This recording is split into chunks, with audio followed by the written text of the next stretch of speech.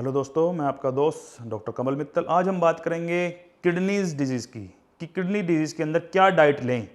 सबसे पहले तो देखो दोस्तों, किडनी डिजीज़ के 3 प्रमुख कारण होते हैं कि किडनी फेल क्यों होती है। किडनी फेल होने का पहला कारण होता है शुगर और बीपी का बढ़ना। इन दोनों की वजह से किडनी फेल हो जाती है। दूसरा कारण क्या होता है, IgA नेफ्रोपैथी, जिसकी वजह से किडनी फेलियर में जाती है। तीसरा कारण क्या है, पॉलीसिस्टिक किडनीज, यानी जो किडनीज के अंदर कहते हैं ना छोटे छोटे गांठें बन जाती है, जिसकी वजह से भी हमारी किडनी फेलियर में चली जाती है। तो उसके अंदर दोस्तों जो बीपी, हाई बीपी की वजह से किडनी फेलियर में क्यों जाती है, क्योंकि किडनी अपने साइज में सिकुड़ जाती है, श्रिंक हो जाती है। अगर आप अल्ट्रासाउंड कराएंगे, शुगर के अंदर क्या होता है कि भी किडनी अपने साइज में तो ठीक रहती है, लेकिन डायबिटिक न्यूरोपैथी होने की वजह से किडनी फेलियर में चली जाती है।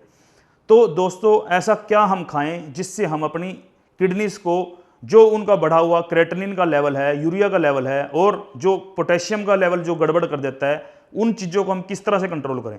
सबसे पहले हमारा ये जानना जरूरी है दोस्तों कि क्रेटिनिन का लेवल बढ़ता क्यों है हमारे बॉडी के अंदर। क्रेटिनिन का लेवल हमारे शरीर के अंदर एक्सटर्नल तौर पे अगर देखें तो, अगर हमें ठंड लग रही हो, अगर हम एक्सरसाइज कर रहे हो, अगर हमें मान लो ये लगा लो कि भी शिवरिंग हो रही हो, तो उस दौरान में हमारा जो क्रेटिनिन का लेवल बढ़ जाएगा।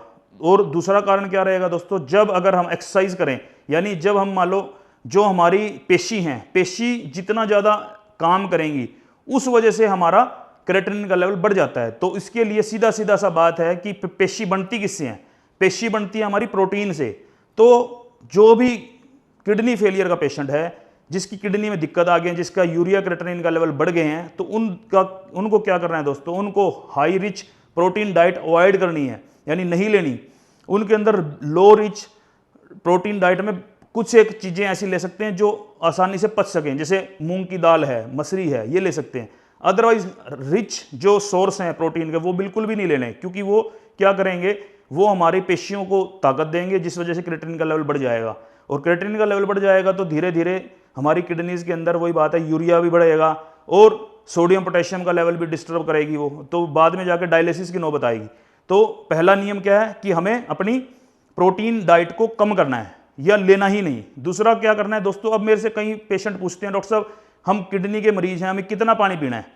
पानी का मैं बता देता हूं आपको, पानी का इसके अंदर यह संबंध है कि अगर आपको पानी की प्यास लगे तब आप पानी पिएं, और उसमें भी आधा कप पिएं। बहुत ज़्यादा पिएंगे तो क्या होगा, आपके एक्स्ट्रा सेलुलर फ्लूइड इकट्ठा हो जाएगा बॉडी में, जिस वजह से पैरों के ऊपर स्वेलिंग आ जाएगी। और अगर आप कम पिएंगे तो क्या होगा, क्रेटिनिन आपकी शरीर में से बाहर नहीं निकल पाएगा। तो कम पीना भी नुकसानदायक है और ज़्यादा पीना भी नुकसानदायक है। इसलिए आपको इतना पानी पीना है जितना सिर्फ आपकी सेटिस्फेक्शन हो सके कि मैंने पानी पिया, मेरे को प्यास लगी थी, मैंने पानी पिया, बस। अब दोस्तों जैसा कि हमारा आज का टॉपिक था कि हमें क्या डाइट लेना है और क्या नहीं, तो सबसे पहले मैंने बता दिया प्रोटीन नहीं लेना। तो इसका मतलब आपने जितनी भी प्रोटीन रिच है, जैसे पनीर है, सोयाबीन है, चने की दाल है, छोले हैं, राजमा है, ये नहीं लेने। आपने जो लेना है उसके अंदर फल सब्जियों के अंदर क्या क्या लेना है वो मैं बताता हूं आपको। जितनी भी चीज़ें ज़मीन के नीचे लगती हैं, जैसे क्या क्या, आलू, कचालू, और इसके अंदर जिमीकंद और शकरकंदी, अरबी, ये बिल्कुल भी नहीं लेनी है आपने। आपने क्या लेना है दोस्तों, इसके अंदर 3 सब्जियां ऐसी जो ज़मीन के नीचे लगती हैं लेकिन आप ले सकते हो, उसमें से क्या है, गाजर, मूली और प्याज। ये 3 ही सब्जियां आपने खाने में लेनी है। और अगर साग सब्जियों की मैं और बात करें तो उसमें क्या ले सकते हैं आप, साग सब्जियों के अंदर अगर पत्तेदार सब्जी हैं जिसके अंदर पालक है, आपका सरसों है, मेथी है, ये आपने नहीं लेना। दोबारा सुन लो, पालक, मेथी, सरसों, ये आपने बिल्कुल भी नहीं लेना। आपने जो लेना है वो क्या लेना है, आपने घिया, तोरी, टिंडा, कद्दू, परवल, ये चीज़ें आप खा सकते हैं, ये चीज़ें आपको कोई नुकसान नहीं देंगी। अगर हम बात करें दोस्तों कि इन सब्जियों के अलावा और क्या हम ले सकते हैं, तो इन सब्जियों के अलावा फलों में हमने कौन कौन से फल ऐसे हैं जो खाने हैं और कौन कौन से फल ऐसे हैं जो नहीं खाने। तो उस फलों के अंदर जो नहीं खाने, उसके अंदर आपने केला, ड्राई फ्रूट, कीवी, एप्रीकोट, ये नहीं खाने बिल्कुल भी। जो आपने खाने हैं उसके अंदर दोस्तों आप अमरूद, अनार, अंगूर, तरबूज, खरबूजा, आप ये सब फल खा सकते हैं। आपने दोस्तों एक और बात ध्यान रखनी है, जितने भी सिट्रिक फल या खट्टे फल हैं, जैसे संतरा, मौसमी, हमारा आम, इनको नहीं लेना। वो क्यों नहीं लेना, क्योंकि ये हमारे बॉडी के अंदर एसिड इकट्ठा कर देंगे, और इकट्ठा होने की वजह से एसिड क्या होगा दोस्तों, सिट्रिक एसिड जितना अंदर ज़्यादा चला जाएगा तो उससे हमारे बॉडी के अंदर पीएच का लेवल डिस्टर्ब हो जाएगा, पीएच एसिडिक हो जाएगा। एसिडिक पीएच होने की वजह से बाइकार्बोनेट जो हमारा लेवल है वो हमारा कम हो जाएगा। इसके लिए भी मैं एक उपाय बता देता हूं आपको क्या करना है दोस्तों। इसके लिए आपने मीठा सोडा आपने एक एक चुंटी, नहीं तो चौथा चम्मच का जो पीछे का साइड होता है उससे भी आप अगर ले सकते हैं। इससे आपका बाइकार्बोनेट का लेवल प्रॉपर रहेगा और आपके अंदर जो एसिड जम गया है ज्यादा वो हमारी बॉडी से निकलता रहेगा। बाइकार्बोनेट के लिए बाजार में नोर्डोसिस के नाम से गोली भी उपलब्ध है, जो गोली अनमोमन जितने भी किडनी के डॉक्टर हैं या किडनी स्पेशलिस्ट हैं वो सभी लिखते ही हैं। तो उसको अगर सिंपल लैंग्वेज में समझे तो कुछ नहीं है, मीठा सोडा है जो कि हर गृहिणी की रसोई में उपलब्ध है। आप उसको भी ले लेंगे तो जब भी आपका काम चल जाएगा। और दोस्तों सबसे बड़ी बात यह है कि अगर हमने बात कर ली कि किडनी फेलियर के पेशेंट को क्या तो हम खिलाएं, क्या हम फल लें। अब ऐसा क्या, अब मैं आयुर्वेदिक का स्पेशलिस्ट हूं तो मैं ऐसा क्या आपको आज फार्मूला देके जाऊं जिससे आप ये कहो कि डॉक्टर साहब आज आप आए थे तो आपने क्या दिया।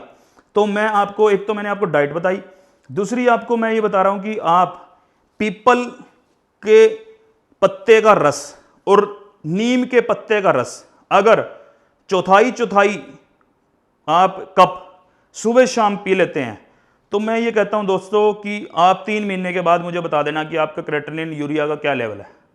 आप अपने आप ही ये कहोगे जी ये तो जादू ही हो गया, कि ऐसा क्या हो गया कि भाई हमारे शरीर में से हमारी किडनियां ठीक होने लगी।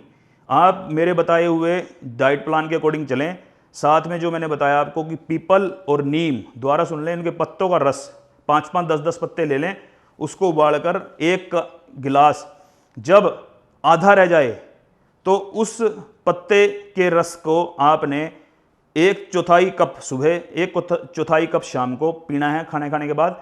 इससे आपका यूरिया और क्रेटिनिन का लेवल कम हो जाएगा और आपकी किडनी फेलियर जो जा रही है वो आपकी ठीक हो जाएगी।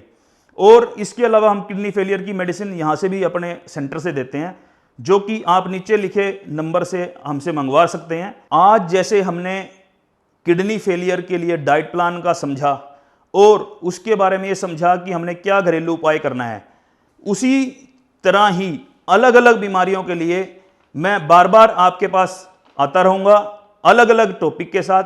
आप मेरे चैनल को बार बार सब्सक्राइब करते रहें, देखते रहें। जय आयुर्वेद, जय भारत।